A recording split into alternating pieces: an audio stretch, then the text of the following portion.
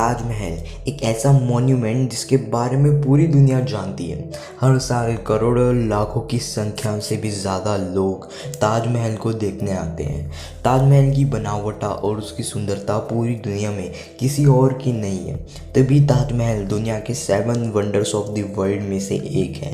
ताजमहल को famous Mughal emperor the great Shah Jahan ने बनाया था, जिनका पूरा नाम शहबाब उद्दीन मोहम्मद खुराम था।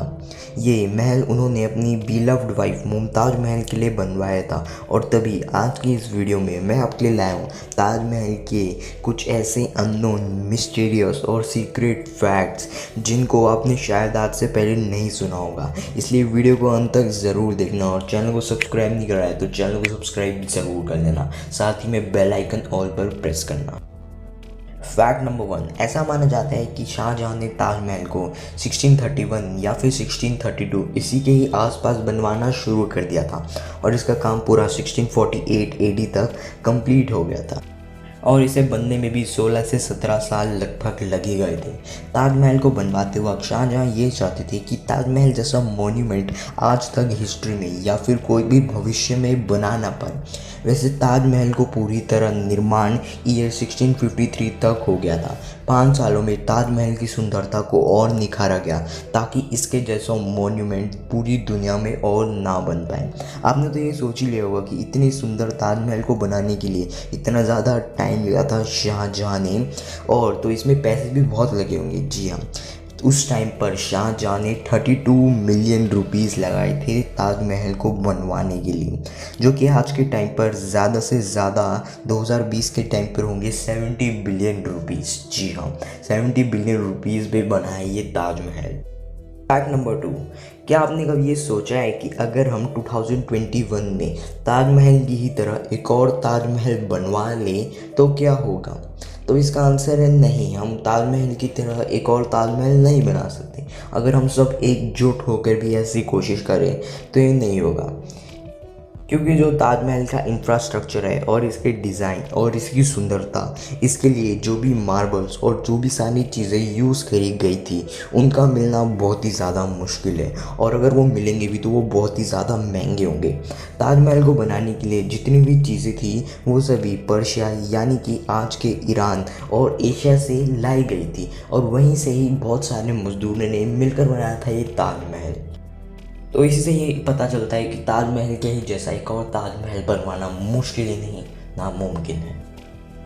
फैक्ट नंबर 3, आपको तो मैंने ताजमहल के कंस्ट्रक्शन वर्क टाइम और ताजमहल के प्राइस के बारे में तो बता ही दिया, लेकिन क्या आपको पता है कि ताजमहल हर साल कितने पैसे कमाता है?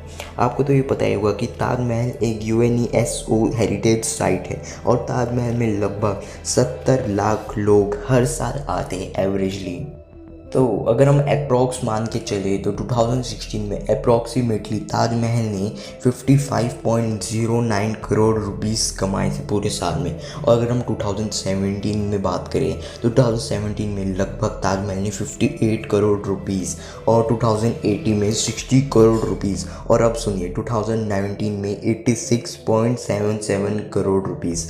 बट लास्ट ईयर 2020 ताजमहल इतना ज़्यादा खुला नहीं था, मतलब आप समझ गए होंगे कोविड के कारण, तो इसी वजह से 2020 में ताजमहल को ज़्यादा रेवेन्यू नहीं मिला।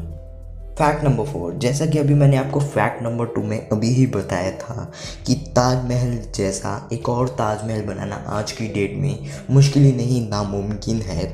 तो क्या आपको ये पता है कि ताजमहल जैसे मॉन्यूमेंट और प्रेजेंट भी इस दुनिया में तो मिली है बीबी के मकबरा से।